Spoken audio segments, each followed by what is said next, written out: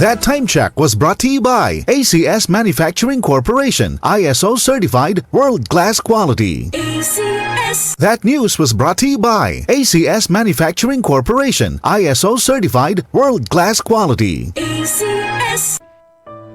Pagbasa sa 10 kabanata ng Aklat ni Juan, ang talinhaga tungkol sa pastol, talata 1 hanggang 42. Pakatandaan ninyo, ang pumapasok sa kulungan ng mga tupa nang hindi sa pinto nagdaraan kundi umaakyat sa di dapat pagdaanan ay magnanakaw at tulisan.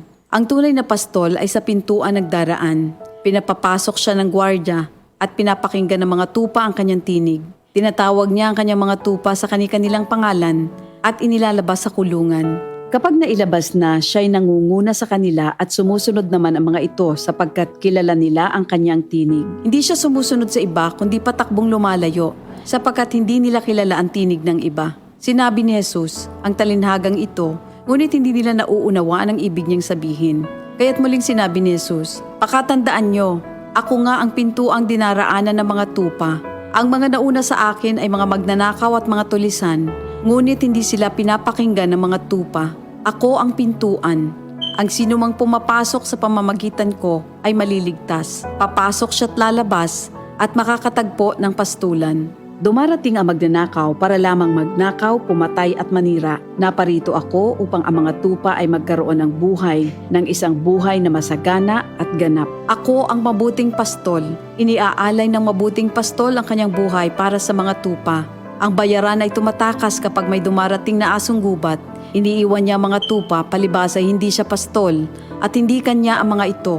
Kaya't sinusunggaban ng asong gubat ang mga ito at binubulabog. Tumatakas siya palibhas ay bayaran lamang at walang malasakit sa mga tupa. Ako nga ang mabuting pastol. Kung paanong kilala ko ng Ama at siya kilala ko, gayon din naman kilala ko ang aking mga tupa at ako'y kilala nila.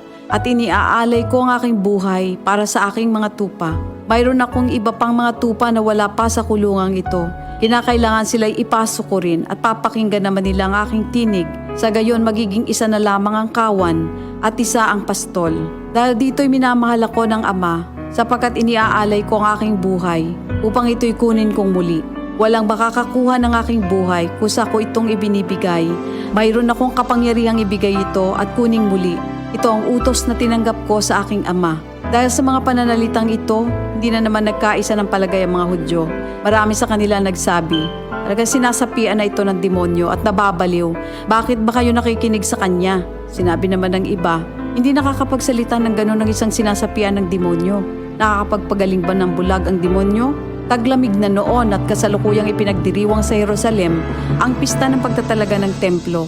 At habang naglalakad si Jesus sa templo, sa portiko ni Solomon, pinaligiran siya ng mga Hudyo at sinabi sa kanya, hanggang kailan mo ba kami ilalagay sa alanganin? Kung ikaw nga ang Kristo, sabihin mo na ng tuwiran. At sumagot si Jesus, sinabi ko na sa inyo, ngunit ayaw ninyong maniwala. Ang mga ginagawa ko sa pangalan ng aking Ama ay nagpapatotoo tungkol sa akin. Ngunit ayaw ninyong maniwala sapagkat hindi kayo kabilang sa aking mga tupa. Nakikinig sa akin ng aking mga tupa.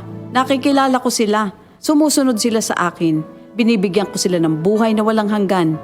Kailan may hindi sila mapapahamak at hindi sila maaagaw sa akin ninuman. Ang aking Ama na siyang nagbigay sa kanila, sa akin, ay lalong dakila sa lahat at hindi sila maaagaw ninuman sa aking Ama. Ako at ang Ama ay iisa. Ang mga pinuno ng mga Hudyo'y muling dumampot ng bato upang batuhin siya. Kaya't sinabi sa kanila ni Jesus, marami akong mabubuting gawang ipinakita sa inyo mula sa Ama. Alin ba sa mga ito ang dahilan at ako'y inyong gustong batuhin? Sumagot ang mga pinuno ng mga Hudyo, hindi dahil sa mabubuting gawa kaya ka namin babatuhin, kundi dahil sa paglapastangan mo sa Diyos, sapagkat nagpapanggap kang Diyos, bagamat tao ka lamang. Tumugon si Jesus, di ba nasusulat sa inyong kautusan? Sinabi ko, mga Diyos kayo. Mga Diyos ang tawag ng kautusan sa mga pinagkatiwalaan ng salita ng Diyos, at hindi maaaring ipawalang bisa ang sinasabi ng kasulatan.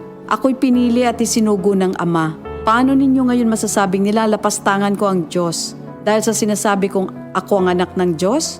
Kung hindi ko ginagawa ang mga pinapagawa ng aking Ama, huwag niyo akong paniwalaan. Ngunit kung ang ginagawa ko ay ang mga ito, paniwalaan ninyo ang aking mga gawa kung ayaw ninyong maniwala sa akin. Sa gayon matitiyak ninyong nasa akin ang Ama at ako'y nasa Kanya. Kaya tinangka naman nilang dakpin si Jesus, ngunit siya'y nakaalis. Muling pumunta si Jesus sa ibayo ng Hordan sa pook na dating pinagbautismohan ni Juan. Habang naroroon siya'y maraming lumalapit sa kanya. Sinasabi nila, si Juan ay walang ginawang himala, ngunit totoo ang lahat ng sinabi niya tungkol sa taong ito. At doon, maraming sumampalataya kay Jesus. Ito ang salita ng Diyos. DCXL News, ang himpilan ng RMN.